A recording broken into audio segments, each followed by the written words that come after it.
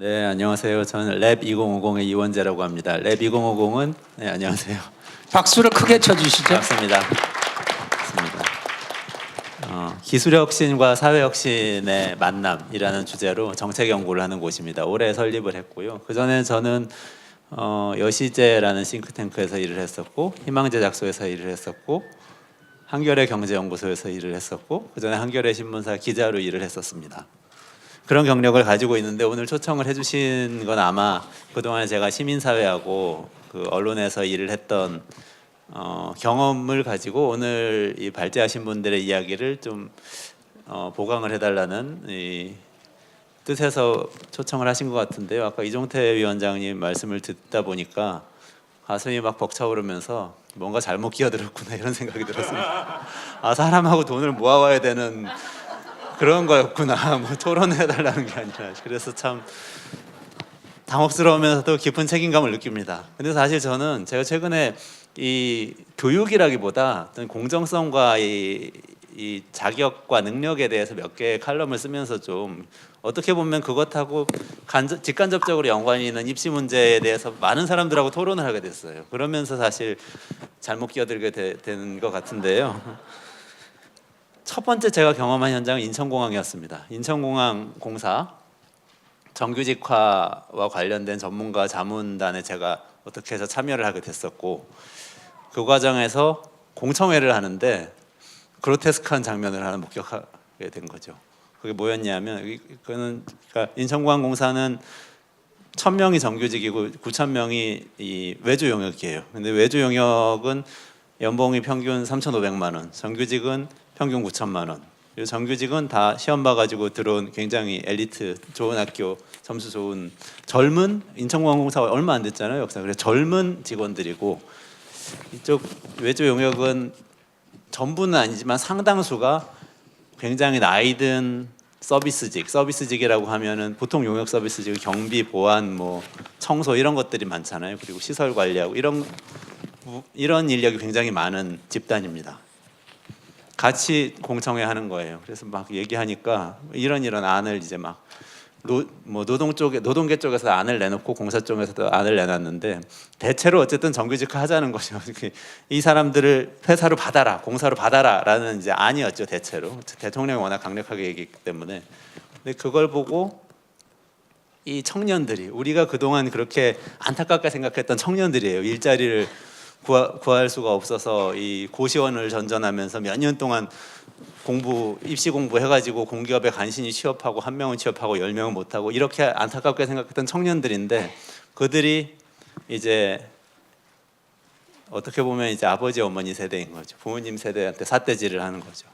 자격이 없는 사람들이 인천공항공사 같은 곳에 들어올 수는 없다.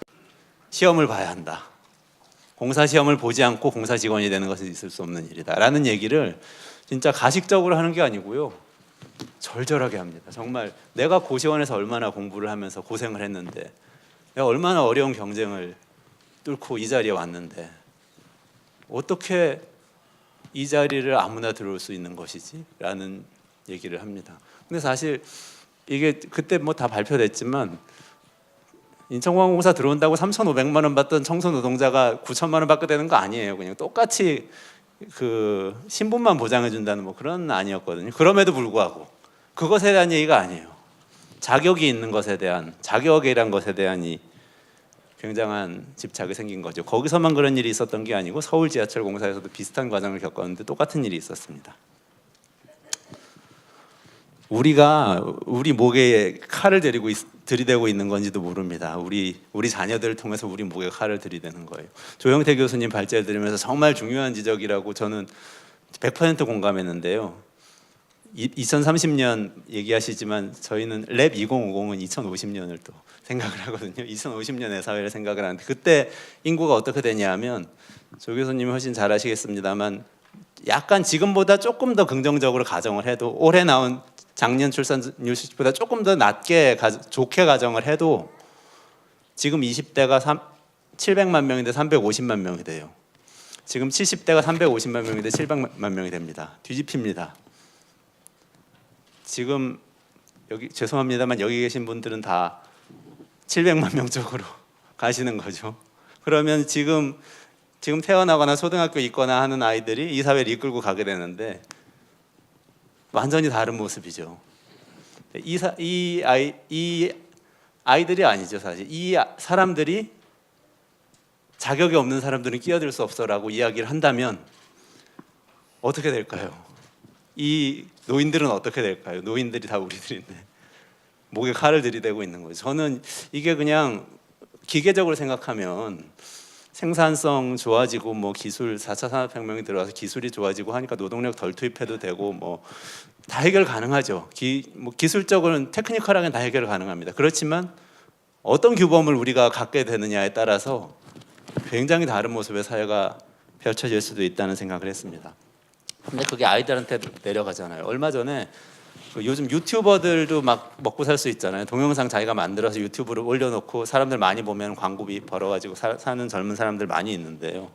유튜버 한 명이 고등학교에 초청받아가지고 강의를 했어요. 옛날보다 많이 좋아진 거죠. 유튜버도 초청해서 고등학생들한테 수업하게 하고 하니까. 근데 이 학생들이 굉장한 환호를 보냈던 한 번의 순간이 있었는데 그때가 언제인지 아세요? 이 유튜버가 연봉이 아니고요. 놀랍게도 저 사실 연대 나왔어요. 그러니까 아이들이 너무 좋아하는 거죠. 자격이 있는 유튜버가 온 거죠.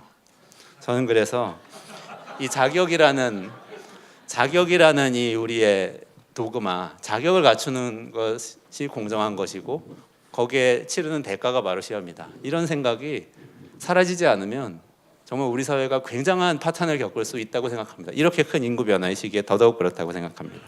그래서 제가 운동을 시작하시니까 저는 사실 이제 교육을 전공한 사람은 아니고 경제 사회 정책에 대해서 계속 코멘트를 하는 사람인데요. 사회적인 측면에서 세 가지만 좀 말씀을 드리는 걸로 제 토론을 정리를 해보도록 하겠습니다. 첫 번째로 지금 우리 사회는 자격 사회입니다. 근데 조영태 교수님 지적하신 대로 피라미드형 사회에서는 자격 사회가 필요했을 수 있어요. 선별을 잘해야 되기 때문에 자격을 잘 부여해서 학벌이든 뭐든 부여해서 효율적으로 선별하는 게 중요했을 수 있습니다. 근데 완전히 인구 구조가 바뀌기 때문에 달라져야 됩니다. 능력 사회로 바뀌어야 됩니다. 자격 사회를 능력 사회로 바꾸자.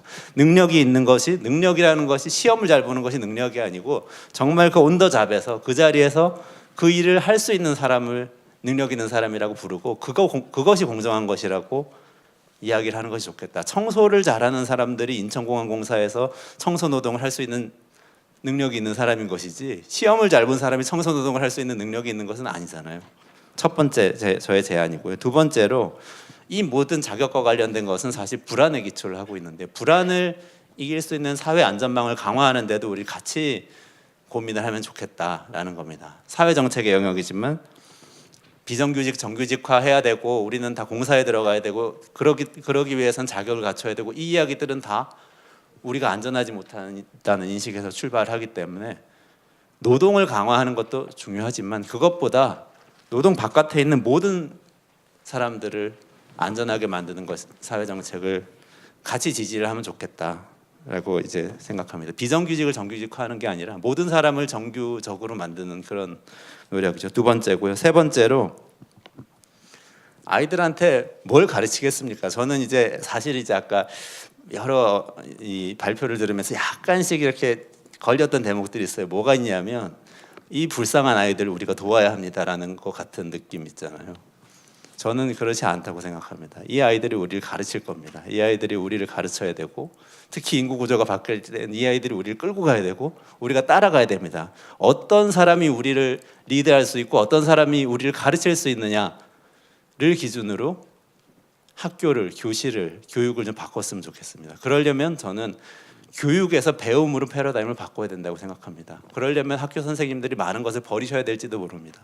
그럼에도 불구하고 우리가 알고 있는 것을 가르치는 것이 아니라 아이들이 배울 수 있는 환경을 서포트해 준다는 관점으로 교육에서 배움으로 이렇게 패러다임을 바꾸면 좋겠습니다. 세 가지 제안 드리고 마치겠습니다. 예, 감사합니다.